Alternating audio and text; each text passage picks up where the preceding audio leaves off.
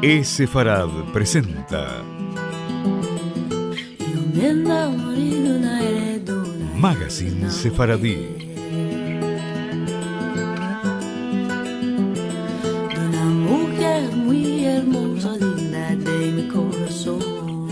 Una producción de Radio High y Radio Sefarad.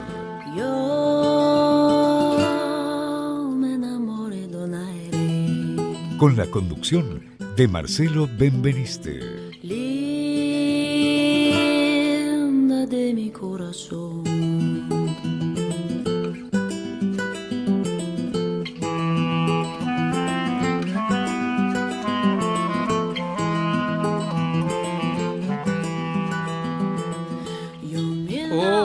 Hola amigos, bienvenidos al programa número 465 de Sefarad, Magazine Sefaradí. Y el programa de hoy tiene mucho de historia. Nos vamos a ubicar a partir de mediados del siglo V. La persecución de los judíos en lo que era la Hispania visigoda se produjo en el reino visigodo de Toledo tras la conversión del rey Recaredo al catolicismo, abandonando así su fe cristiana arriana anterior. A partir de ese momento, los reyes visigodos y la Iglesia católica, que ejerció una enorme influencia sobre ellos a través de los concilios de Toledo, fueron acentuando su antijudaísmo cristiano y desplegando una serie de medidas contra los judíos y su fe que han sido calificadas como vejatorias y salvajes. Como ha destacado el historiador británico Edward Arthur Thompson, la terrible persecución que sufrieron los judíos en Hispania no tiene parangón en los otros reinos católicos de la época. Entre los francos y bizantinos no se dio nada parecido a una política de exterminación continua, sistemática y de ámbito nacional.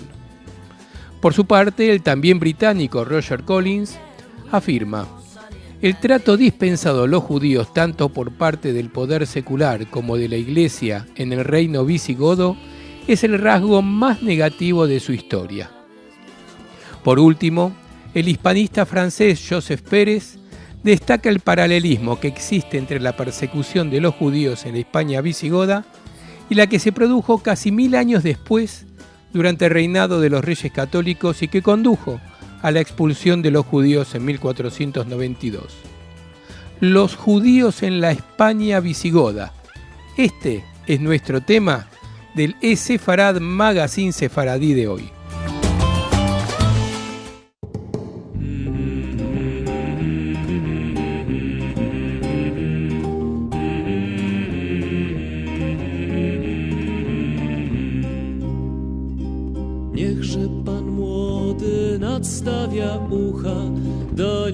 Los reyes visigodos no trataron de imponer su fe cristiana arriana a sus súbditos hispano-romanos y galo-romanos de la Narbonense, sino que respetaron el cristianismo católico que profesaban la mayoría de ellos e interfirieron muy poco en las actividades de su iglesia. En el año 506 permitieron la celebración de la Galia del Concilio de Agda y en Hispania el segundo concilio de Toledo, en 507, al que siguieron otros concilios provinciales. Este concilio decía: en Agda, los obispos hicieron constar en las actas de la reunión que se habían reunido con autorización del rey Alarico y pedían a Dios por su reino y porque le fuera concedida larga vida. En el segundo concilio de Toledo daban gracias a Amalarico y pedían a Dios que el rey pudiera garantizar su libertad a lo largo de todo su reinado. Así, los reyes visigodos arrianos mostraron una notable tolerancia hacia los católicos y su iglesia, lo que contrastará, según Thompson, con la actitud mostrada más tarde por los reyes católicos en relación con los arrianos. En cuanto a los judíos, se mantuvo la legislación antijudía del Bajo Imperio Romano de época cristiana, aunque los judíos no perdieron su condición de civis romani, ciudadanos romanos, y el judaísmo continuó gozando de un estatus jurídico que garantizaba una cierta libertad religiosa. Por ejemplo, no se les podía obligar a realizar ningún tipo de labor en sábado o en el resto de las fiestas judías, y tenían sus propios tribunales para los litigios entre ellos. Así lo recogió el Código de Alarico, o Lex Romana Visigotorum, que refundió la norma tardorromana relativa a los judíos. A veces se ha dicho que la reducción de las 53 leyes sobre los judíos del Codex Theodosianus a tan solo 10 sería una prueba de la tolerancia hacia los judíos. Sin embargo, esta afirmación sigue siendo objeto de debate, ya que varios historiadores han destacado que algunas de las leyes suprimidas concedían ciertos privilegios a los judíos, como por ejemplo la que permitía al judío volver a su antigua religión después de haber abrazado la fe cristiana. La inmensa mayoría de las leyes recogidas en el Código de Alarico II eran muy desfavorables para los judíos, aunque no sabemos si fueron aplicadas rigurosamente. Así, los judíos no podían poseer esclavos cristianos, excepto los que hubiesen recibido en herencia, pero la ley no imponía ninguna pena y fue claramente letra muerta, según dice Thompson, ya que no podían acceder tampoco a determinados cargos públicos, excepto a los de la curia, ni al ejército, ni ejercer determinadas profesiones como la de abogado, pues decían podían usar tales puestos para hacer mal a los cristianos e incluso a los sacerdotes cristianos. Estaban prohibidos también bajo pena de muerte los matrimonios mixtos entre cristianos y judíos, que también la ley judía prohibía, así como los concilios católicos. Se prohibió la circuncisión entre los que no fueran judíos de nacimiento y el médico que la practicara sería condenado a muerte. En el caso de que el circuncidado fuera un esclavo, éste obtendría inmediatamente la libertad y su amo sería castigado con la muerte. Los cristianos que se convirtieran al judaísmo perderían todos sus bienes y su testimonio no sería válido en un juicio y por lo tanto se prohibía a los judíos que molestaran a los judeoconversos. El judío que convertía a un cristiano, esclavo o libre, era castigado con la pena de muerte y la confiscación de sus bienes.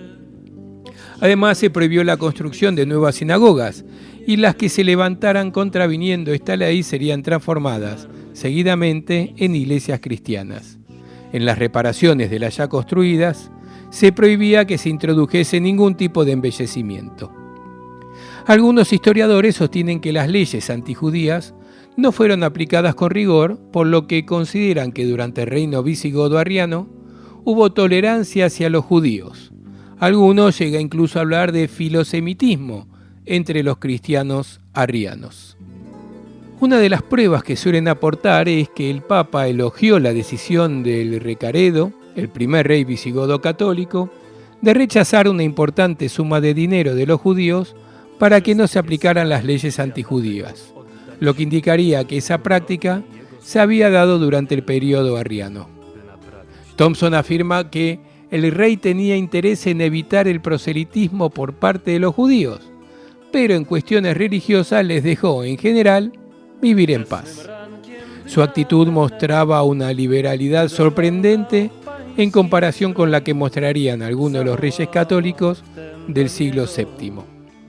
Los documentos que poseemos, sigue diciendo Thompson, sugieren que esta tolerancia estaba extendida a la población goda en general.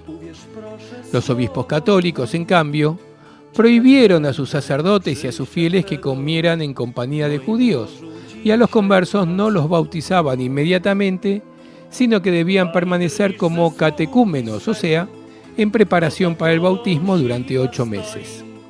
Joseph Pérez afirma incluso que la situación de los judíos de España mejoró, ya que la Iglesia Católica, que consideraba el arrianismo como una herejía, perdió mucha de su influencia con la llegada al poder de los visigodos. Los judíos se beneficiaron de aquella circunstancia y gozaron nuevamente de una existencia legal.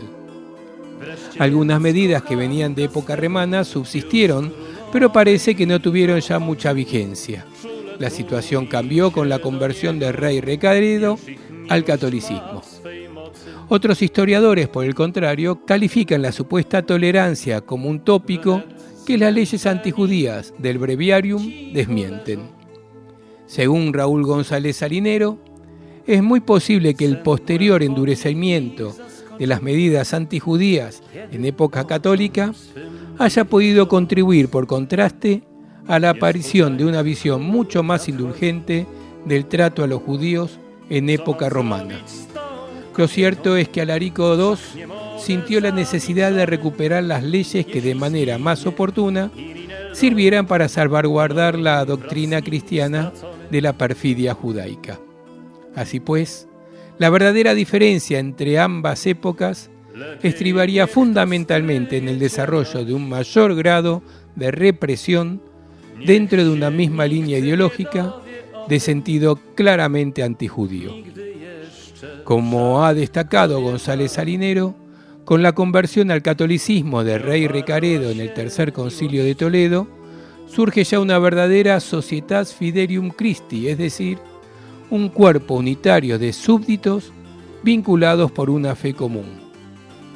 En este sentido, Recaredo realizó el proyecto unitario de su padre, el rey Leovigildo, pero a diferencia de este, lo fundamentó en la fe católica y no en la fe arriana, asumiendo el hecho de que una minoría arriana difícilmente podría doblegar, aun con el uso de la fuerza, a la inmensa mayoría de la población hispano-romana de credo católico. Así lo expresó el propio Recaredo cuando dijo que su objetivo era favorecer a la Iglesia de Dios, que al mismo tiempo revistió la diversidad de los hombres y las naciones con la sola túnica de la inmortalidad, manteniéndolos unidos así con los lazos de una única religión sagrada.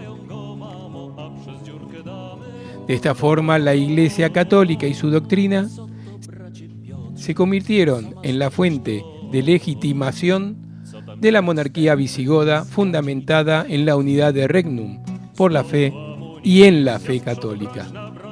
La novedad principal que introdujo Recaredo en las leyes antijudías fue una en la que se permitía la conversión forzosa de los judíos al catolicismo, lo que suponía una ruptura con toda la legislación anterior. En cuanto al resto de las leyes, Recaredo se limitó a ratificar las incluidas en el Breviarium de Alarico II o algunos cánones del Concilio de Elvira celebrado a principios del siglo IV. Pero sí parece que las aplicó, como lo demostraría el hecho de que un grupo de judíos ofreció dinero al rey para que revocara las medidas decretadas contra ellos, una actitud que fue alabada por el Papa Gregorio, quien le escribió en el año 599.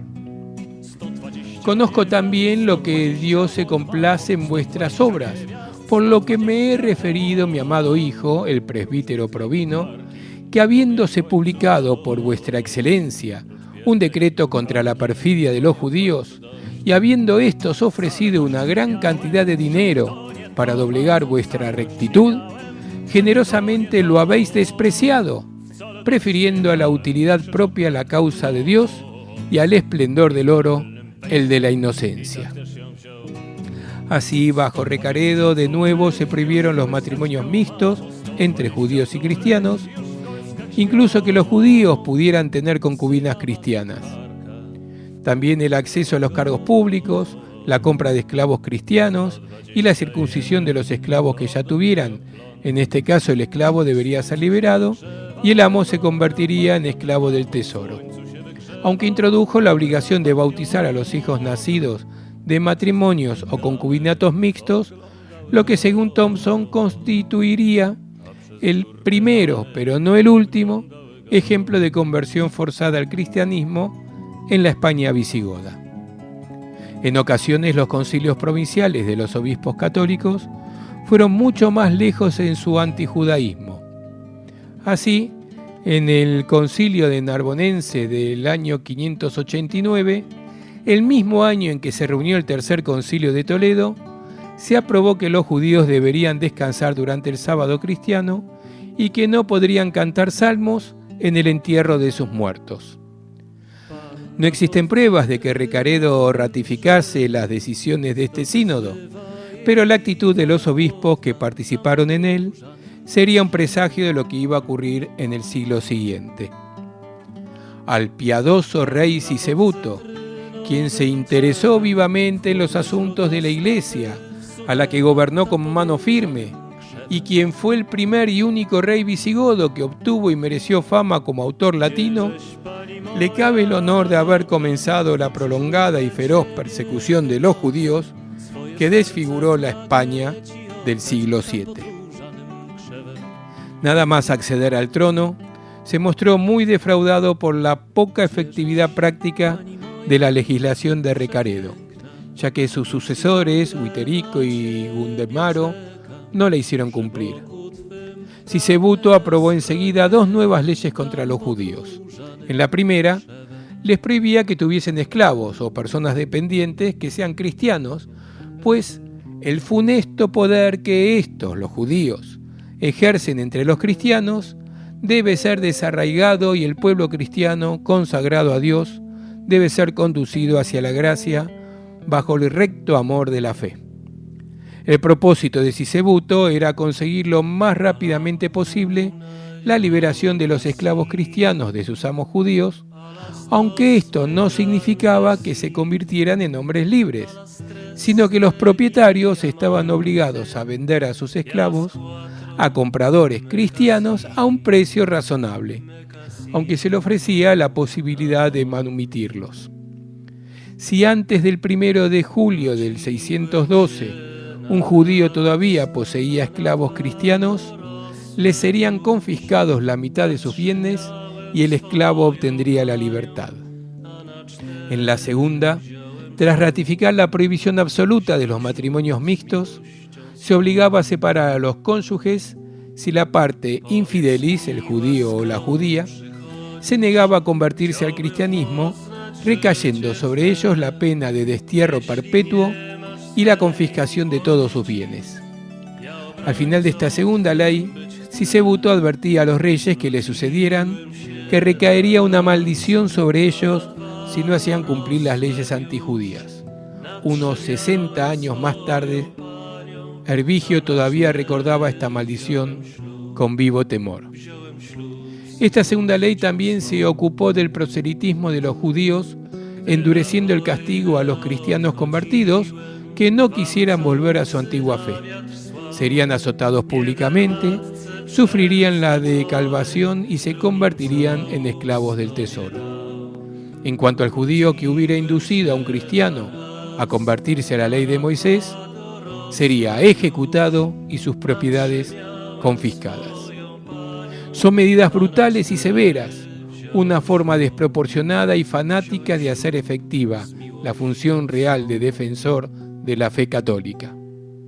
El resultado concreto de estas 2 leyes fue, según Joseph Pérez, que los judíos quedaban excluidos de la estructura social, como se les prohibía tener esclavos y colonos, les resultaba imposible o por lo menos difícil cultivar o poseer grandes posesiones. Pocos años después de la promulgación de estas 2 leyes, Sisebuto endureció aún más su política antijudía e inició una campaña de conversiones forzosas de los judíos al cristianismo que había comenzado con los que fueran hijos de los ilícitos matrimonios mixtos y que culminó con el decreto de la primera conversión general al catolicismo de todos los judíos. El texto original de la ley no se ha conservado, pero a ella se refiere Isidoro de Sevilla en su historia Rerum Gotorum Sueverum et Vandalorum. Sisebuto, al comienzo de su reinado, llevó por la fuerza a los judíos a la fe católica, mostrando en ello gran celo, pero no según la sabiduría, pues obligó por el poder a los que debió atraer por la razón de la fe, y como está escrito, ya por la ocasión, ya por la verdad, con tal de que Cristo sea anunciado. Como consecuencia de este decreto, muchos judíos abandonaron Hispania, pero su número exacto se desconoce. Thompson afirma que lo más probable es que solo un pequeño porcentaje de judíos españoles abandonara el país. Joseph Pérez afirma que la cifra de los que entonces fueron expulsados se ha calculado en muchos miles y las de los bautizados en 90.000, pero serían probablemente muchos menos.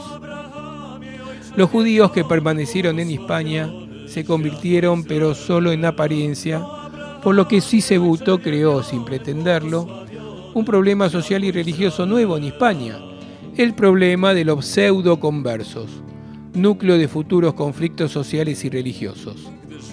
Por otro lado, a partir de Sisebuto, la palabra judío se utilizará también para designar a los conversos, que pasaron a convertirse en objeto prioritario de las medidas represoras.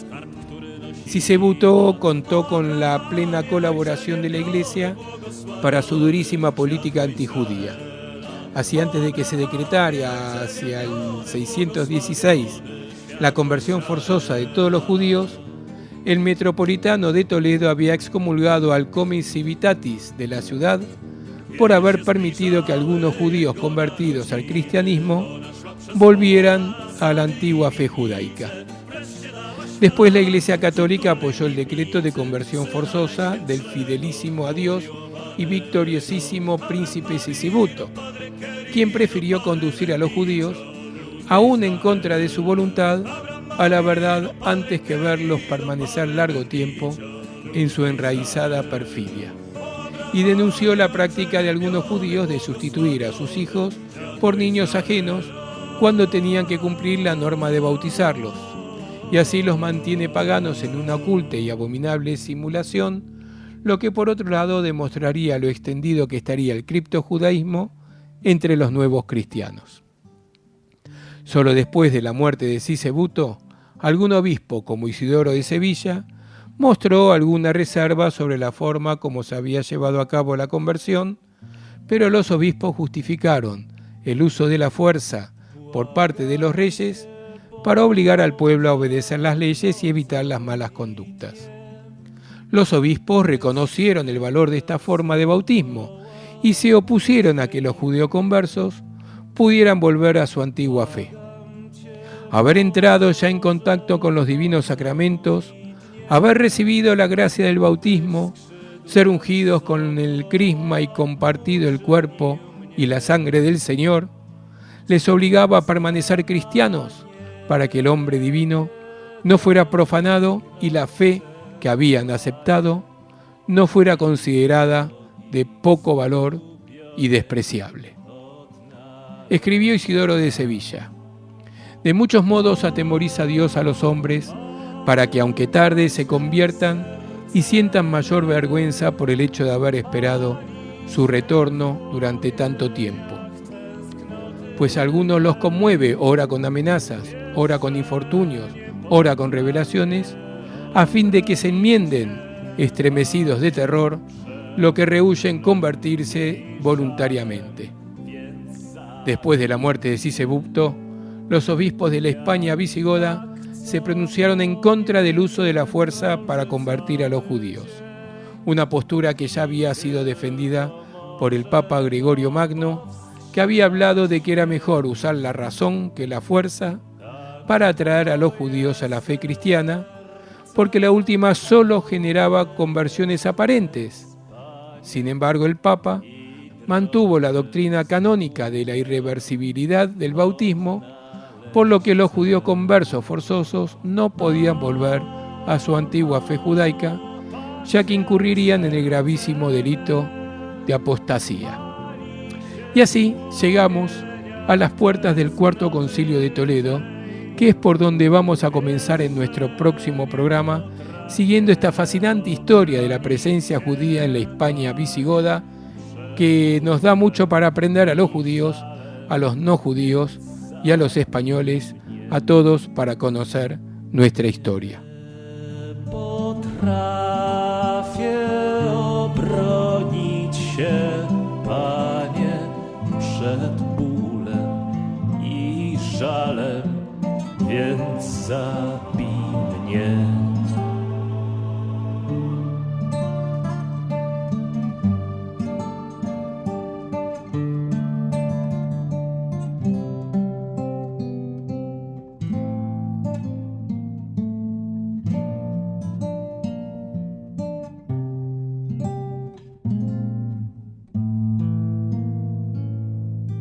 Yéndome para la guerra.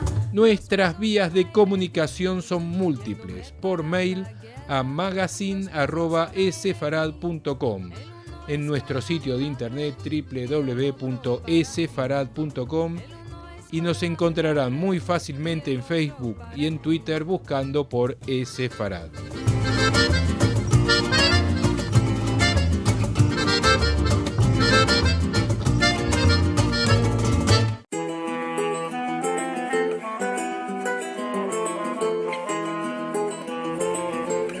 Música.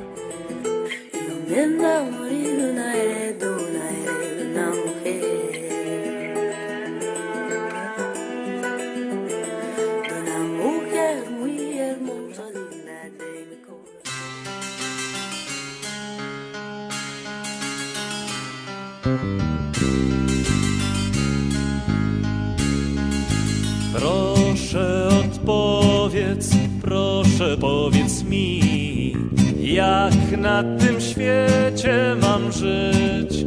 Proszę powiedz mi, jak na tym świecie mam żyć.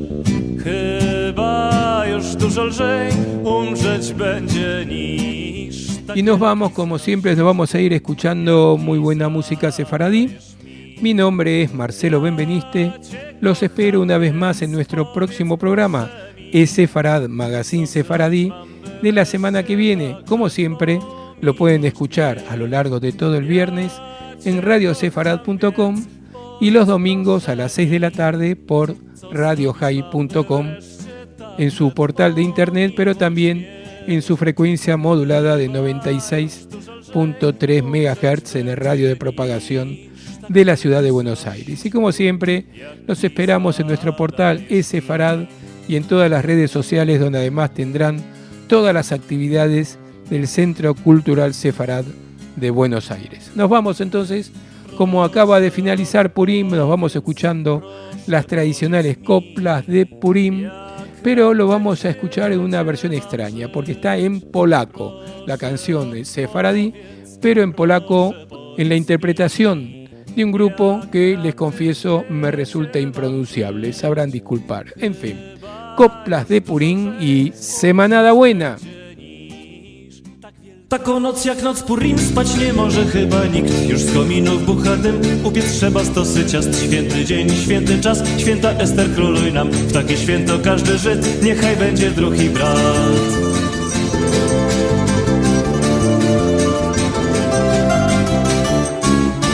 Szykuje się Haman, już pokrewnych kazał słać. Wie, że przyszedł śmierci czas, jutro przecież jest Purim. Święty dzień, święty czas, święta Ester króluj nam. W takie święto każdy Żyd, niechaj będzie druh i brat.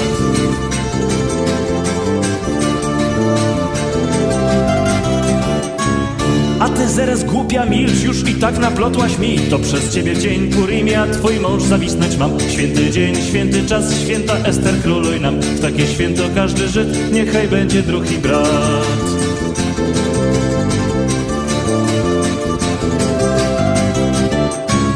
Nie poskąpcie łaski dziś dla biedaków braci swych i dla chrześcijan Turków i dla najpodlejszego z nas. Święty dzień, święty czas, święta Ester króluj nam. W takie święto każdy Żyd, niechaj będzie druh i brat.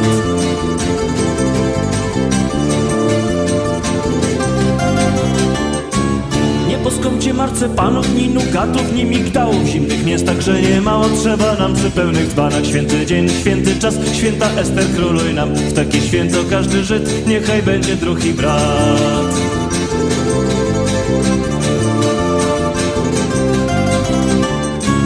Pamiętajcie też o rybach i pieczeniach i głowiznach. Wszelkie mięsa trzeba przyznać, dobre są przy pełnych dzbanach. Święty dzień, święty czas, święta Ester króluj nam. W takie święto każdy Żyd, niechaj będzie druh i brat.